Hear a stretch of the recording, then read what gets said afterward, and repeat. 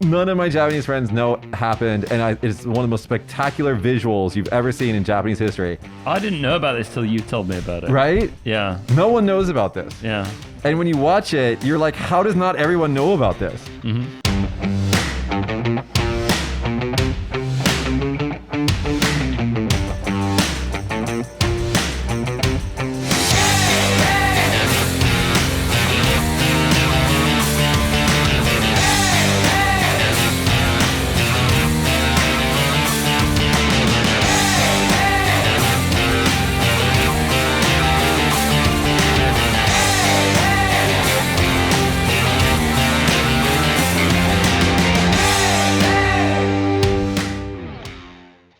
Hey everybody, welcome back to Small Talk Japan. On this show, we talk about all things Japan in English. My name is Mitch, these are my co-hosts. Natsuki. And Alex, hello. And today we're all wearing dark colors because we're going to talk about something very serious. Oh, yeah.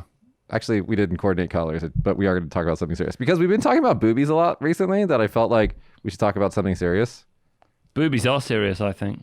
Especially, what did you say? When your boobies flying out? What did you say last episode? Booby pops out. I think she said coming out. Coming out. It's a serious episode today, guys. We're going to talk about today. In Japan, we like to think of the Japanese people as being kind of like one culture, one language, one people, and kind of like everybody's on the same page. Everybody has the same kind of attitude and everybody thinks the same, but that's not always true. Well, the image is like football match, cleaning up the rubbish together afterwards, right. Or, involved in kind of community activities to keep the place clean, or that kind of thing, right? Or like when they're in school, kids, they all stand up together, they're all wearing the same uniform. So kind of that, the nail that sticks out against the hammer. Yeah. Everybody be the same, harmonious kind of image, right? Mm-hmm. But it's not always the case. And so today we wanted to talk about, and this was sparked about from there currently right now, there are major demonstrations going on in Tokyo about the 2020 Olympics happening in 2021. Do you guys understand this? It's the 2020 Olympics on everything, but the year's 2021. Why? I think they just couldn't afford to change all the signs or couldn't be bothered. Because if they cancel it then, it's just like a right waste of money. So like all the Wikipedia pages going to be like so-and-so won gold in the 2020 Olympics on July something 2021. Yeah. That's going to confuse people hundreds of years in the future who find fragments of a hard disk with this information on. They're like, what happened? It's like the Gregorian calendar where they just like shaved off some days at one point. Yeah. Okay, so anyway, there's these major protests happening in Tokyo right now because we're kind of still a little bit in the grips of the pandemic. We're going to pad this video with all the words that YouTube hates. So we're in the middle of the pandemic and we're flying in people from all over the world. Some of them are vaccinated.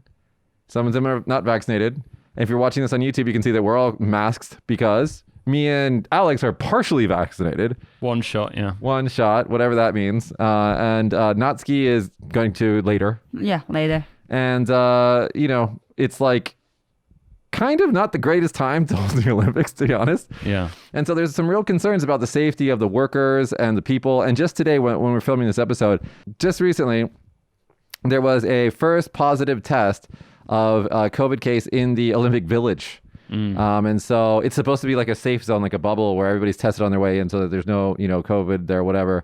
They just got their first positive test. So there's real concerns of whether or not we can do this safely. And it's really anybody's guess at this point, right? Didn't Bach say that it was like there was 0% chance of getting COVID at the Olympics the other day? Bach? And then, the Olympic, what's his name? Oh, the IOC dude, right? Yeah. He said there was 0 chance of getting COVID anywhere around it. And then, a day later, first person in the Olympic Village test positive. So it's not a good start. Honestly, I feel like every time somebody in leadership says something's impossible, you're begging it to happen, right? Yeah. Like the Titanic, this ship is unsinkable and it sinks on its maiden voyage. You just like that kind of hubris always gets people in trouble. But anyway, so we're not here to debate the Olympics. We know that it's going to happen. There's too much money involved. There's too much powerful people involved. So no matter how much we protest, it's still going to happen. But there's still people in Tokyo protesting as we speak. And this reminded me of a couple of historical things that happened years and years ago in Japan that we want to talk about today. We want to talk about some of the peak protests in Japanese history, okay? And we're going to start with something that brings us all the way back to, the 60s, the late 60s into the 70s. And this happened all over the world, was a student movement.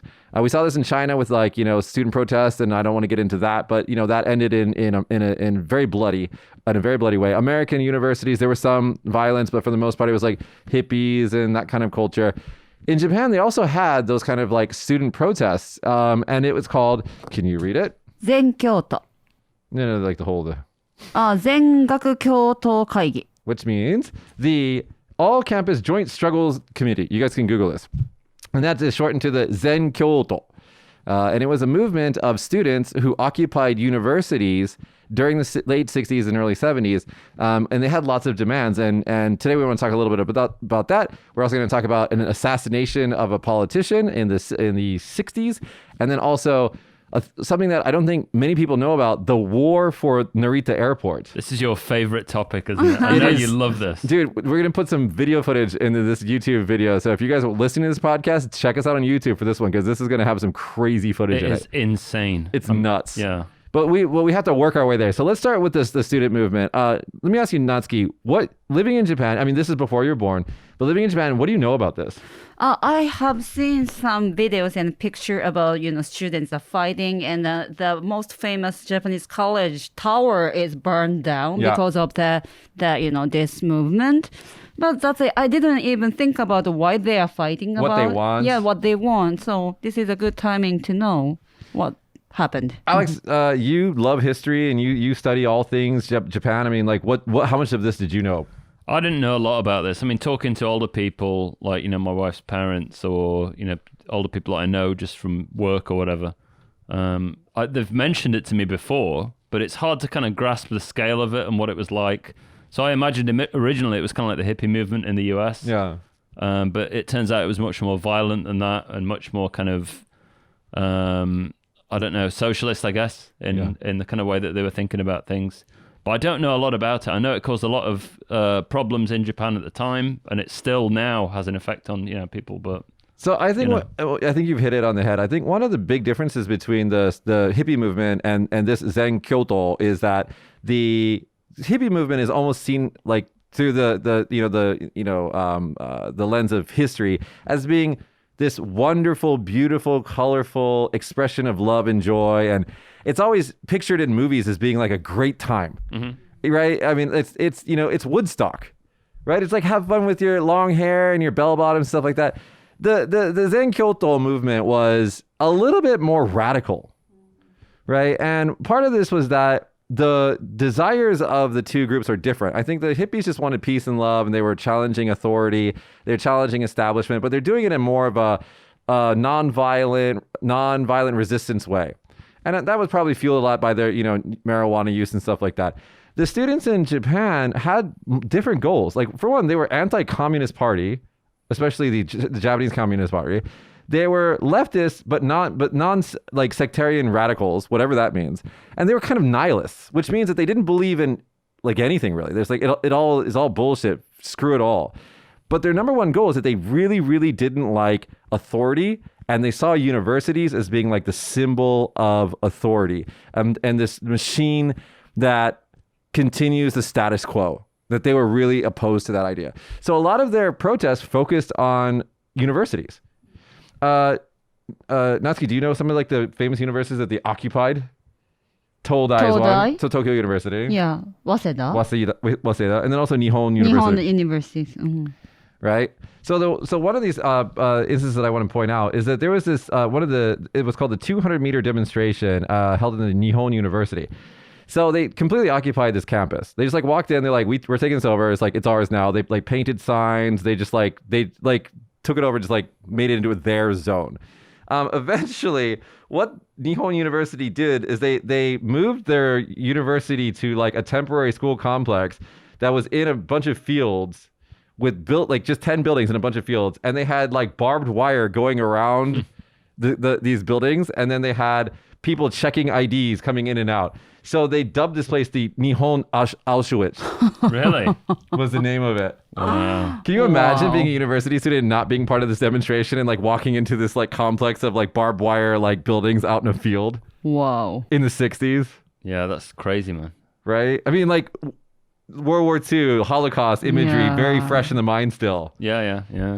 Nihon University is always known as, like, we say Moscow still now. Like, so many people are in there. That's why it may that's one of the reasons. I mean, there are too many students and too many thinking, and easy to happen such a thing, maybe. Yeah, I'm sure that, I mean, population at this time was exploding, was after the war. So this is your first generation of like baby boomers, right? That are coming up and going to university. And they're looking at recent history of World War II and thinking, what got us into that to begin with? And is all of our belief system today, is it like accurate? And there's also some anti-American imperialism in here, because you've got, Vietnam War stuff going on like that. You've got the after the post-war buildup of, nuclear weapons and stuff like that. I mean, this is all kind of rolled into this movement. It seems a very confused, doctrine there, because, I suppose they're fighting against the kind of totalitarian type of government that led up to World War II. Right. But at the same time, they feel like they've been westernized, so they've lost their national identity.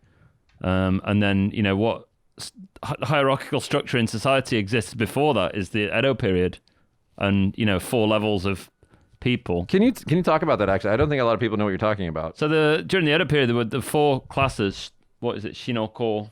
Shinoko sho. Yeah. So it was the Shizoku, so the warriors. Then what is it? No wa nouka. Nouka. Yeah, peasants, farmers. 死の交渉なんだっけあと And then merchants and artisans.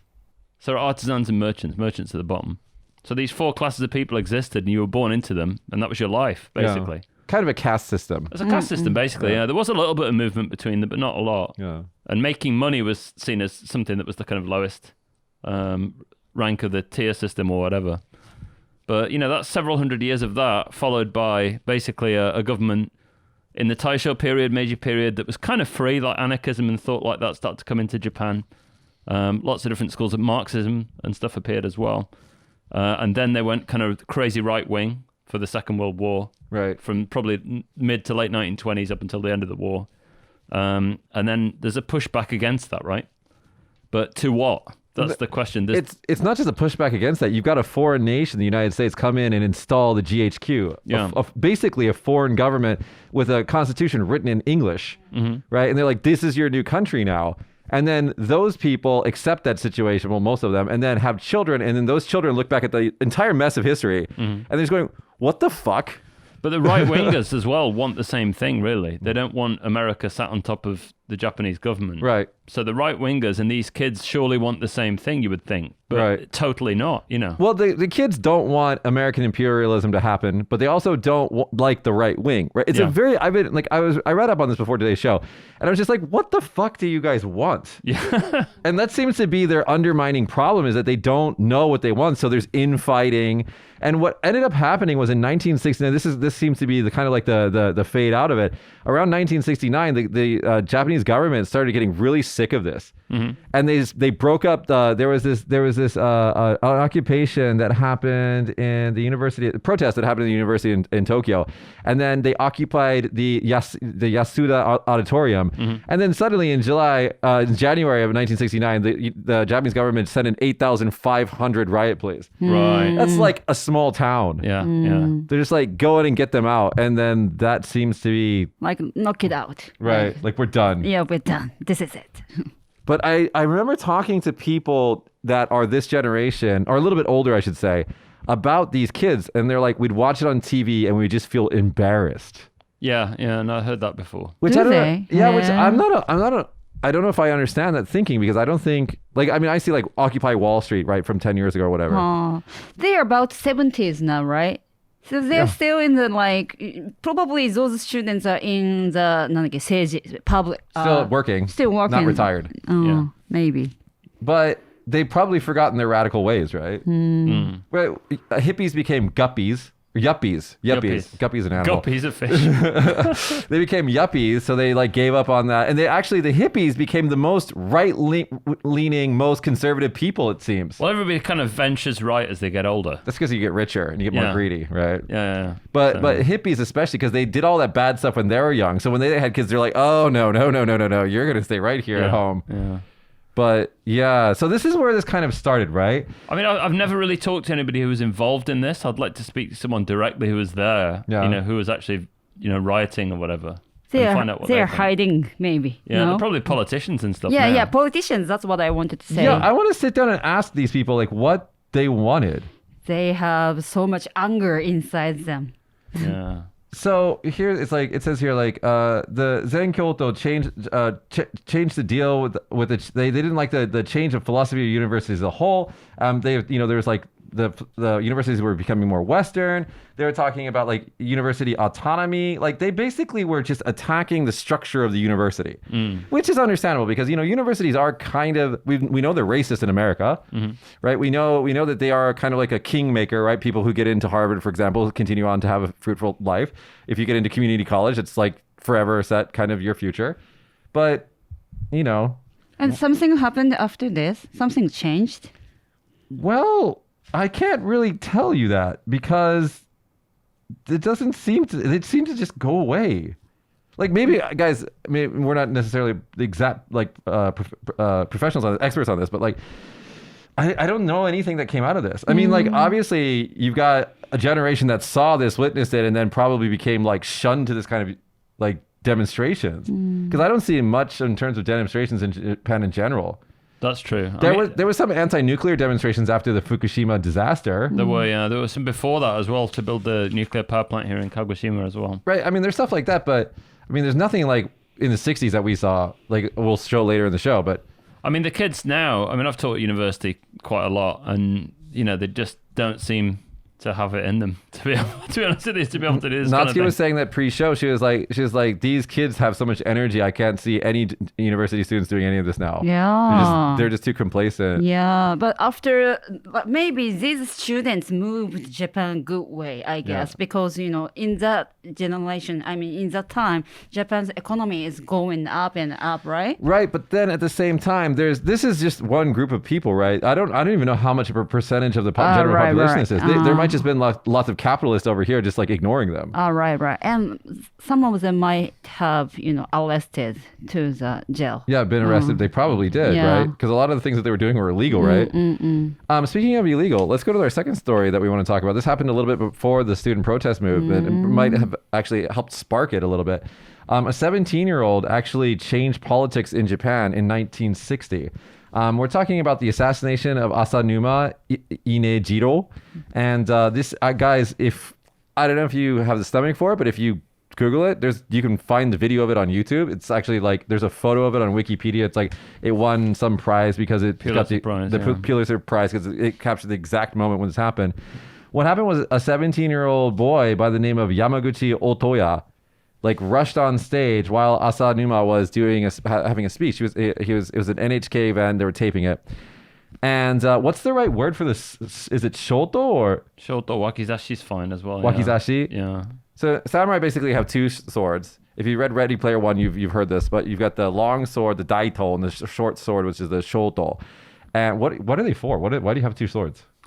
So, it's complicated. So basically, the short sword is an accompaniment to the long sword. They're both together the symbols of the samurai class, right? Okay. So the longer one is essentially used for fighting outdoors or whatever. The shorter one is for indoor use. Okay. Or to commit seppuku with, to kill yourself with if you need to do that. So if you lose your big sword in battle or something like that, and it's like time to go. Yeah, well, you'd wear it inside. When you went into a building or a house or something, you'd take your long sword off and leave it at the entranceway. Uh-huh. So you'd always have the short sword on with you inside, basically. So that's why there's two. So this is like the Western movies where they have to like check their guns at the door, but they've always got that little pistol in their boot. Yeah, same kind of thing, right? Yeah. Okay. Anyway, this is no joking matter because we're actually talking about the assassination of a human being. But this, if you guys watch this, you'll see the student, he runs on stage and he simply, I don't even know what the move is. He just has his sword like this and just slides into the dude's side and just like goes right through his torso. And then, he succumbed to his injuries. The reason why the 17-year-old felt, so motivated to do that was because this particular politician was kind of flirting with ideas and like espousing the ideas of the Chinese Communist Party, from what I've read. Natsuki, what do you know about this? Nothing. Did you know this happened? No. Have you ever seen the videos or pictures or anything of this? No. Zero. Yeah. It's not like a major historical event that's taught in school, I don't think. So they do tend to brush stuff like this under the carpet a little bit. Yeah, how like World War II is like 2 pages in their history book. Yeah. It's like World War II was a sad time. Let's never do that again. You're like, details, no. Especially like hardline right wingers. Like this kid was a young 17-year-old kid, as you said, but he was like, in line with right-wing politics. So, they probably don't want to glorify that kind of thing too much in case. Yeah, inspiring others. People might be inspired by it or whatever. But it's a shocking thing. It's a shocking attack. And this 17-year-old boy who killed this, Inejiro Asa Numa, so he killed himself after he killed him. Yeah, so according to the reports, and who knows if this is true, right? We're talking about Epstein before the show, but we're talking about Epstein, right, who apparently committed suicide. But this child, because he's only 17 years old, was in prison or in jail, probably awaiting a trial, and then he supposedly hanged himself. And so I don't know if I believe that, but Yeah. I think the right in Japan has more support than the left, to be honest with you. they say that the police are right wingers, right? I was at a Uyoku demonstration, and like it was police versus Uyoku, and then I asked my friend afterwards, and he was like, "They're the same people." I was like, "Are they really?" I don't know if that's true or not. I know quite a lot of policemen who are all right. All the policemen that I know are cool. Yeah. But like, yeah, I don't know. I don't even know any Uyoku. If I do, I don't know that they are Uyoku. No, I don't know many of them. You guys don't really want to hang out with people like us. Are there any words in English, uyoku and sayoku, lefty and left wing and right wing? Yeah, but Uyoku is more than right wing. It's like extreme right winger. Yeah. Like the people who like stormed the Capitol. Let's just offend everybody today. Those crazy people, with the hats and everything, those are basically the American version of Uyoku. That bison hat guy. What was he all about, man? And then I love that he lives with his mom. Does he? And then he lives with his mom. And then like he was like he has special dietary needs, and so he strikes. That's the word in jail. And a judge sided with him, so he's getting like some vegan special menu or something like that in jail. My God. Everybody, right here, if you needed the definition, put it up there, Josh, when you edit the video. White privilege. What a dick. Yeah, dude. But I mean, you just look at him. He's watched Highlander, or not? Is it Highlander? No. What's the one with Mel Gibson? Braveheart. There you go. That's why you have a microphone, Josh. Braveheart. Oh, I know that movie. Well, he's put some effort into his costume. Give him some points for that. What level shaman do you think he is? I don't know. He's probably about 10. I don't know why, but this, news, I mean, this article reminds me of the John F. Kennedy got shot in front of everybody. So during this time, there's a lot of crap going on in the world, right? And so, John F. Kennedy was assassinated, but that's big news. And if you ask any, even like young American today, what happened to JFK? They're like, oh, he was shot. Now, whether or not that was like conspiracy by the CIA or whatever, who knows? But we know that he was shot dead. No one knows about this. Yeah, I didn't know. Right. I knew about JFK, but I don't know about him. Right? It's so weird. Like nobody knows about this. I mean, has there ever been more of a photographed assassination, especially in such a Japanese way? Yeah, with a sword with as well, a sword, right? They call it yakuza rashi, what they're doing with the sword. You run up to them with it against your body like that. And you run into them. Yeah. That's how What is it called? Yakuza rashi. Yakuza rashi. Yeah. Like Yakuza. Yeah, and rush. Like running into them with it. Is that like a video game move, or is that a real thing? I have no idea, but that's what I've been told it's called. That'll be a research job for Josh later. I mean, to be perfectly honest, that is quite a good way to stab somebody if you wanted to do that. Yeah, I mean, I've seen like failed assassination attempts on YouTube before, where the guy will rush the stage with a gun and then like miss. Right. And then like the security guards take him out. But this was like, it looks like a movie, right? And I'm not glorifying this at all. I think violence is horrible. I would never do anything violent myself. But like the fact this isn't bigger news is just crazy to me.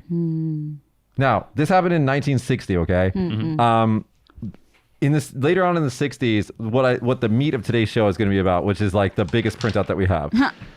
Is the thing that none of my Japanese friends know happened, and it's one of the most spectacular visuals you've ever seen in Japanese history. I didn't know about this till you told me about it. Right? Yeah. No one knows about this. Yeah. And when you watch it, you're like, how does not everyone know about this? So we're talking about Narita Airport, okay? Narita Airport, if you guys don't know, if you come into Tokyo, there's 2 international airports in Tokyo. Not because they need 2, but because Haneda used to be the main airport, and it used to be called Tokyo International Airport before it became Haneda. And then they were like, we need a new airport because by 1970, we're going to, like, Haneda will be over capacity, and for logistical reasons, they just needed to move it. So they needed a site to build a brand new giant airport, was going to be called Tokyo International Airport.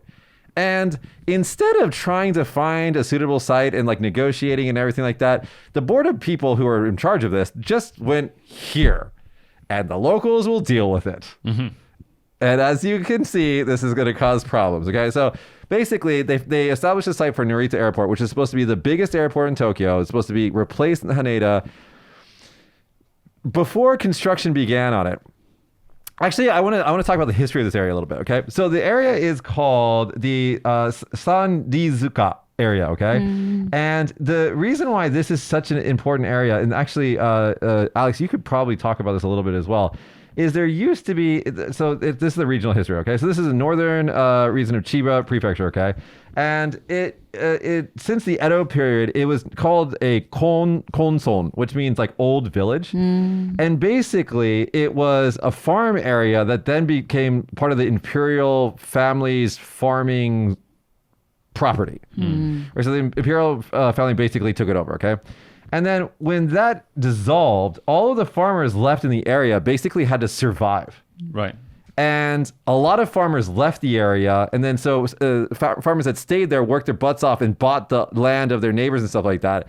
And they established this kind of semi-fruitful farming zone, okay?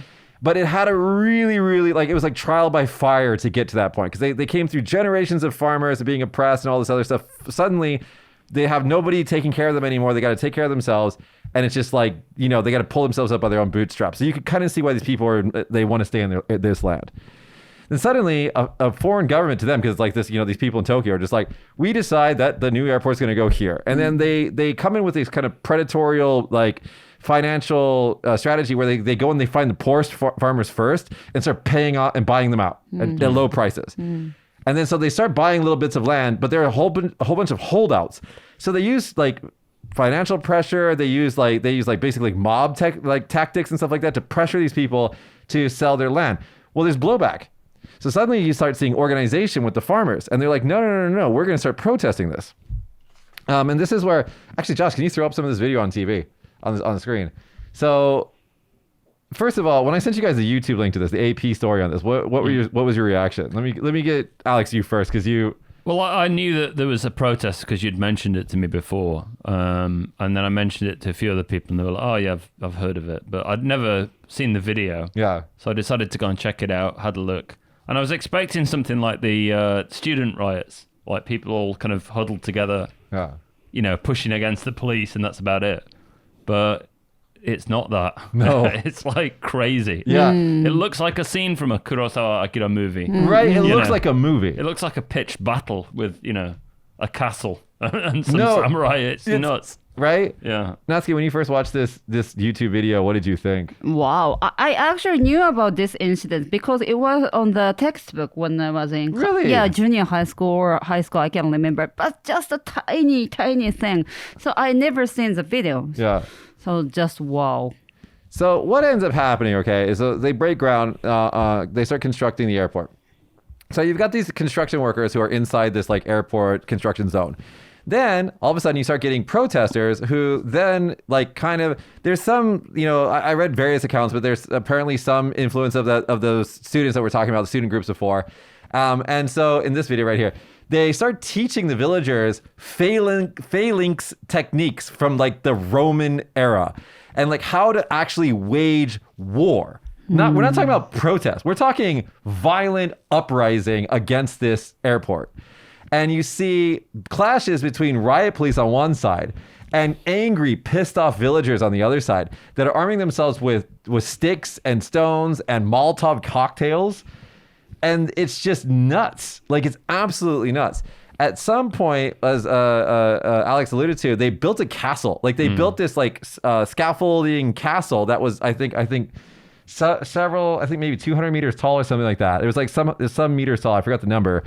But it was there so that they couldn't conduct test landings at the airstrip because they had this giant structure right next to the airstrip.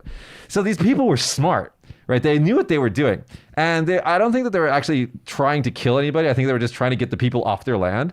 And anyway, the way that this ended up ending was like police. There's videos too. police literally were surfing on cranes into this structure and jumping onto the scaffolding and like tackling people and ripping it down with construction equipment as it's on fire. Wow. Can you imagine this in Japan today? No. Like with Hello Kitty and all the like anime stuff. Like, could you imagine this? It's just, it looks insane. They have guts to do it. Right? Again, we're not advocating violence. No one should ever be violent. But when you watch this, you're like, what country is this? But you got to remember, like, I think it's Ernest Satow or someone like that, one of the British diplomats that came to Japan in the kind of late 19th century or whatever. He said the Japanese, I can't remember the exact quote, or something, but they've got hot Malay blood, is what he says. Hot Malay blood. So he said, like, I don't know if it was Sato actually, but they appear very calm and serene and things like that. But if you piss them off, like, they'll fuck you up. You know what I mean? So I actually had an ex-Marine tell me that he fought in Okinawa and stuff like that. And then after the war, he had come back to the country, made his kind of like amends and everything, and just like, mended like his relationship with his country. And one of the things he's passed away now, but one of the things that he told me, he's like, the Japanese are such a peaceful, like, sweetest, amazing people. Don't piss them off. Once they get pissed, Yeah, it's like, and it's true too, because you probably say this too, Alex. But when you're in a bar, everyone's just having a great time, and guys are all being like kind of like, a little girly and stuff like that and playful. Once one of them gets so pissed off about some egregious thing that's happened, it's like all of a sudden you see like samurai culture come out. Yeah. You're just like, damn, that guy's pissed. Their I'm just gonna sit DNA here. coming out. It's true. But I think there's that organization aspect to it as well. So the Narita protests, for example, are organized, right? Yeah. It's not just chaotic rabble. Right. It's actually an organized protest that's slipped into violence. So that makes it even more dangerous, right? Right. And there is a history of that, like peasant uprisings and things like that. Well, I mean, all of that stuff really traces its roots back to the revolution in France, right? Yeah. With the guillotine, just like off with their heads in the streets, right? Yeah. Right. But I mean, again, we're not don't do anything violent, guys. Peaceful protest if you're going to protest.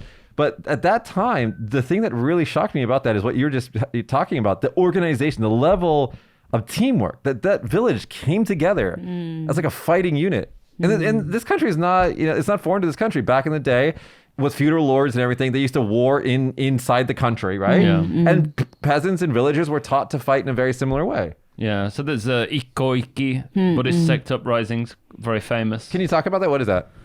Not in detail. But just brief summary. So basically, there's several, warlords battling out for regions of Japan, and there was a Buddhist sect called Ikkoiki, which is Pure Land Buddhism. Yeah. So basically, if you chant Amida, Nembutsu, whatever, you'll go to the Pure Land and be saved.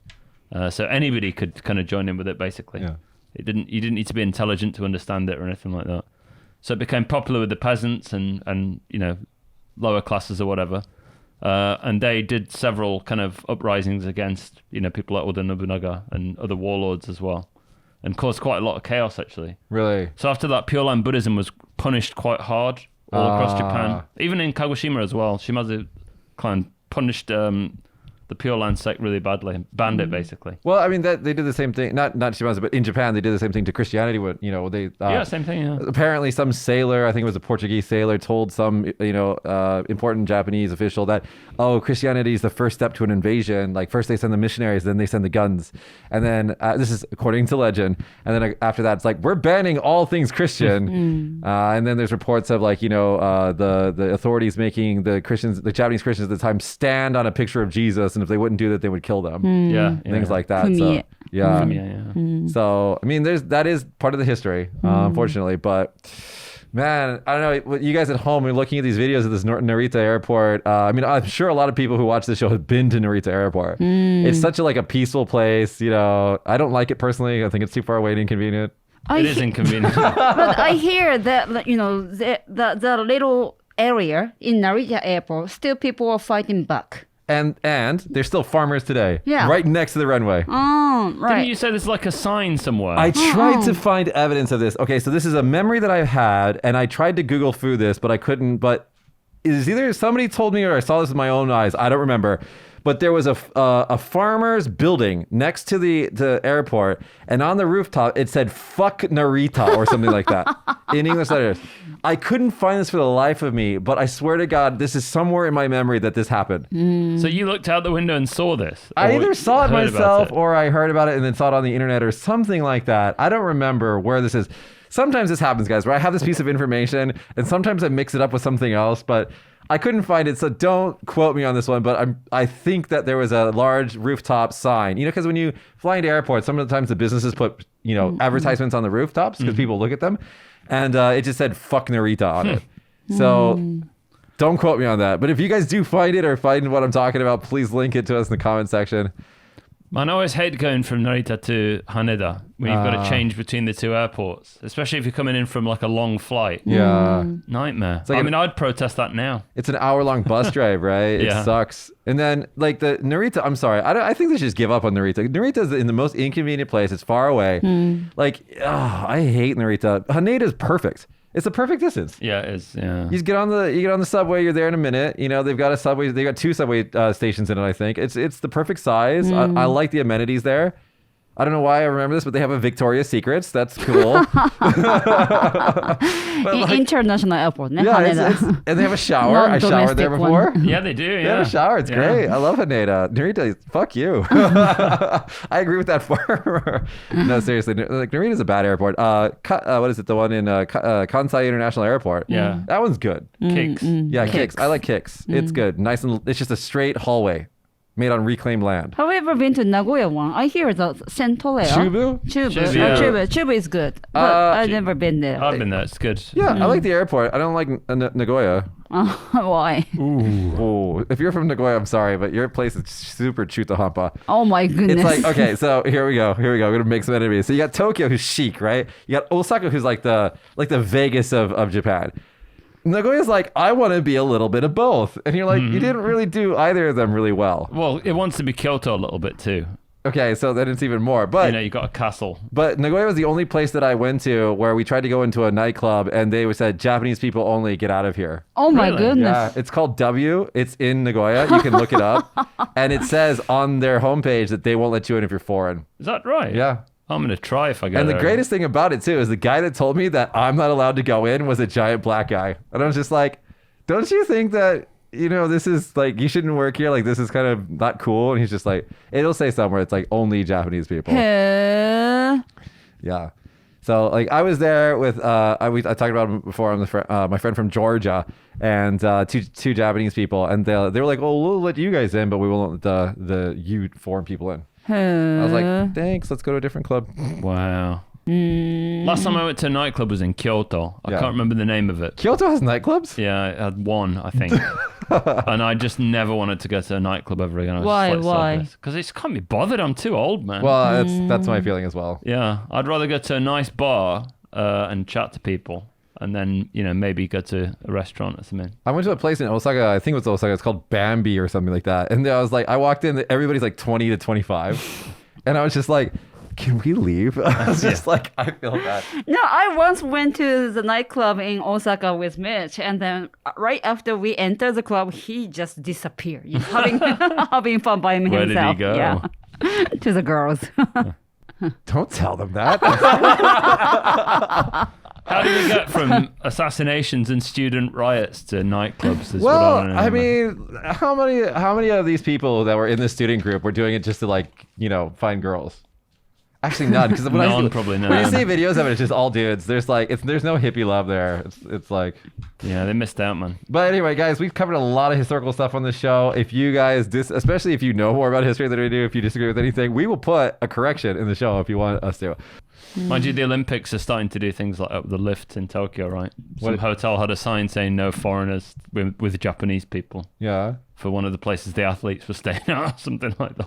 本当だ。W 名古屋外国人禁止。Hold on. It says 27, なんだっけ? 2017. Yeah. Right, so they might have changed it. I don't know. I just remember, it was really embarrassing. I went up to the door, you just want to pay your way, get in. And there's this giant dude from, I don't know, some African country. And, he, based on his accent, he was just like, sorry, bro, you can't come in here. And I was just like, man. You should have said, I work here like you. I'm the DJ. He would have been like, oh yeah, I'm the DJ. You know, they probably would have let me in if I was a DJ. How stupid is that? I know, that's what I mean. Yeah, all foreigners are forbidden. Yep. Yeah. すごい。 Told you. W, you suck. Yeah, how weird. Well, it's going to be one of them places if it's in Oh, Nagoya. for sure. But they're all those kinds of places anyway. But honestly, like, I just don't like Nagoya. What is up with your weird miso dishes? Like, and your izakayas close at 10 p.m. Stop it. All of your They izakayas do. close at 10 p.m. That Why? sucks. Yeah. Why? Makes no sense. What happens at 10 p.m.? Like, seriously. There's one area where it's open past 10 p.m., but Yeah. it's not good. And then- I'm with you on this. I don't like Nagoya. We went from like talking about the war in Narita to shitting on Nagoya. Sorry, Nagoya. We don't really dislike you that much. But the green beam of light that you have going over your city, what is that about? I don't get that. If we go to Nagoya now, there's going to be a protest against us. They're gonna come out with spears like Yeah. this. But I hear in maybe next year Ghibli Land is going to open in Nagoya, and I want to go there. Actually, I'd go to a Ghibli land. I want to do that zip line into Godzilla's mouth wherever that is. That's somewhere Where? in the country. Nagoya? No, I think it's in. Somewhere? I don't know. I don't want to say. I mean, Josh is furiously googling it, so I'm just waiting for Yeah. him to do that. But there's like this new ride where you can like zip line into the mouth of Shin Godzilla. Hey. Really? Yeah. Cool. Wow, that sounds pretty good. Where is it, Josh? Wow. I'm seeing it. Sounds like fun. I mean, looks like fun. Do you get to come out of his arse as well? Hopefully. Where? It says it's at a theme park located on Awaji Island, Awaji- southwest Hyogo. of Kobe and Osaka. Oh. Hyogo, huh? I mean, look at those teeth. Ugh. Shin Godzilla's gross. I don't like him. I like the older Showa era, like fun Godzillas. So anyway, okay, we're gonna end the show now because it's just gonna keep going to stupider things. Guys, if you enjoyed today's heavily historical episode, let us know. Hit the like button, leave us a comment. If you wanted us to go even more, like a deeper dive into the history, let us know. If you want us to keep talking about video game movies, that's cool too. We can do that. Yep. All right, guys, that's been our episode today. Thank you so much. We'll see you guys next week. Bye, everybody. Bye. Bye.